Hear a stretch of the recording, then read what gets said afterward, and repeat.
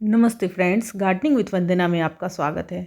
इस समय बहुत ज़्यादा सर्दियां हैं, एकदम ठंड से हाथ पैर सिकुड़ रहे हैं।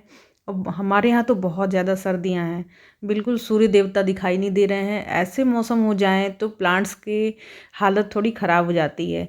तो आज बताऊंगी आपको कि इतनी ज़्यादा जब ठंडक हो तो अपने प्लांट्स में हमें क्या करने चाहिए और क्या नहीं करने चाहिए। कुछ एक छोटी छोटी भी बातें हैं जिनको कि आप थोड़ा सा ध्यान रखेंगे तो आपके जो पौधे हैं वो बिल्कुल अच्छे और हेल्दी रहेंगे।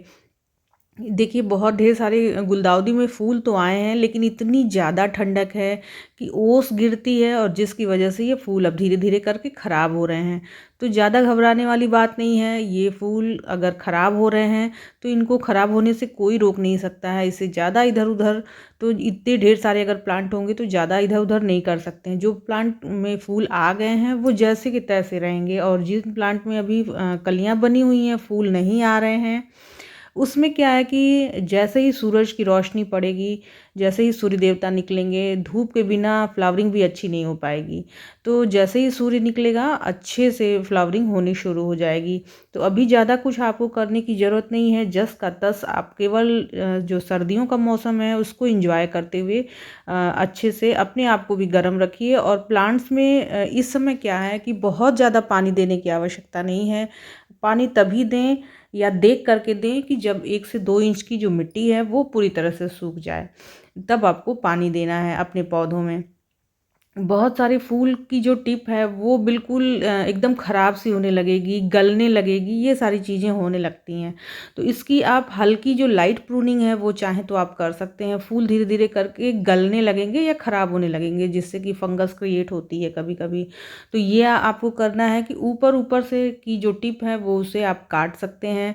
जो गल रहे हैं फूल उनको हटा सकते हैं, क्योंकि उस पर ओस की बूंदें गिरती हैं और धीरे धीरे करके प्लांट अच्छे से खिल भी नहीं पाएगा और सड़न और गलन पैदा करेगा। तो इसको आप हटा दीजिए। अगला जो काम हमें करना है, इस पे इस समय एफिड्स के जो बहुत प्रकोप रहता है।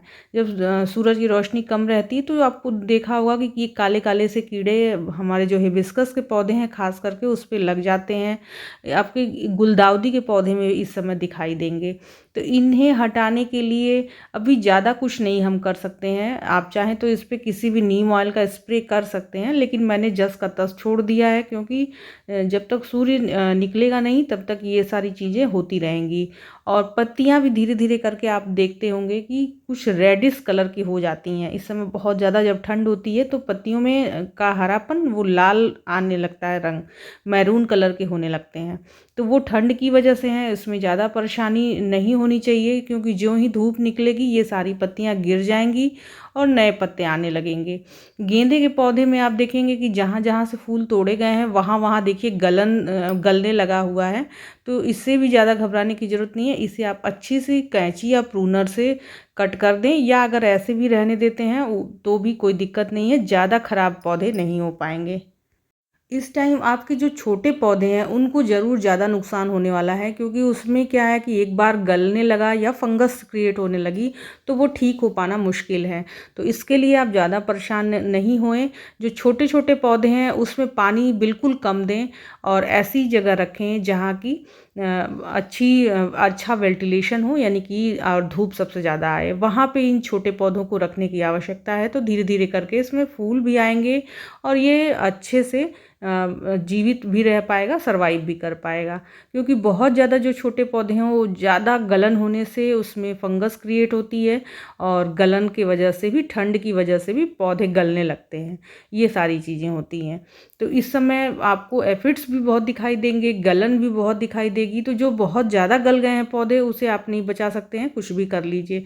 तो जो छोटे छोटे पौधे हैं उन्हें तो उनके हाल पे छोड़ दीजिए, बस पानी आप कम दीजिए। कोई भी प्रूनिंग या रीपॉटिंग करने की ज़रूरत आपको नहीं है, कि किसी भी प्लांट को आपको हार्ड प्रूनिंग नहीं करनी है और रीपॉटिंग भी नहीं करनी है। कुछ जो परमानेंट प्लांट होते हैं वो ग्रोथ नहीं बिल्कुल करते हैं, या कोई भी प्लांट इतनी ज़्यादा तेज़ सर्दी में बिल्कुल ग्रोथ नहीं करता है, डोरमेंसी में चला जाता है, यानी सुसुप्तावस्था में बिल्कुल कोई भी ग्रोथ नहीं होती है। तो हमें इंतज़ार करना चाहिए और बहुत ज़्यादा इस समय फर्टिलाइज़र देने की आवश्यकता नहीं है। अपने पौधों में कोई भी तरह का फर्टिलाइज़र आप तभी दे सकते हैं जब धूप होती रहे। धूप अगर आपके यहाँ हो रही है तो विंटर के टाइम में सरसों खली की खाद बहुत अच्छी होती है। लेकिन अगर आपके यहाँ धूप भी नहीं हो रही है और बिल्कुल कड़ाके की सर्दी है, तब आपको इस प्लांट्स में कुछ भी देने की ज़रूरत नहीं है, और पानी तो बिल्कुल संभाल के देने की ज़रूरत है। फर्टिलाइज़र कोई भी नहीं देना है, तभी आपके प्लांट अच्छे से रह पाएंगे और बच पाएंगे। तो मिला जुला के मेरे कहने का मतलब है कि इस समय आपको कोई भी काम सर्दियों के मौसम में ज़्यादा न करने की ज़रूरत नहीं है। कभी कभी सर्दियों के मौसम में बहुत कड़ी अगर आपकी मिट्टी है तो आप उसकी हल्की गुड़ाई कर सकते हैं। इसके अलावा कुछ करने की ज़रूरत नहीं है। पानी संभाल के देना है और कोई रिपोर्टिंग प्रूनिंग नहीं करनी है। केवल वेट करिए। 15 जनवरी बीत गई है, अब धीरे धीरे करके जब अच्छा मौसम होने लगेगा तो अच्छे से प्लांट की प्रूनिंग हल्की हल्की कर दीजिएगा और फर्टिलाइजेशन कीजिएगा, तो जिससे आपके प्लांट फटाफट से ग्रोथ ले लेंगे, और तभी आपको फर्टिलाइज़र देने की आवश्यकता भी पड़ेगी। जब धूप नहीं रहती है, बहुत कड़ाके की सर्दी है, तो आपको प्लांट में फर्टिलाइज़र देने का कोई भी फ़ायदा नहीं होता है। तो आप अपने प्लांट्स को अच्छे बनाए रखना चाहते हैं इन सर्दियों में, तो बिल्कुल आपको ज़्यादा कुछ करने की ज़रूरत नहीं है। वीडियो अच्छी लगी हो, इन्फॉर्मेटिव लगी हो तो इसे लाइक ज़रूर करिएगा। मेरे चैनल में नए हो तो सब्सक्राइब भी कर लीजिएगा। नमस्ते फ्रेंड।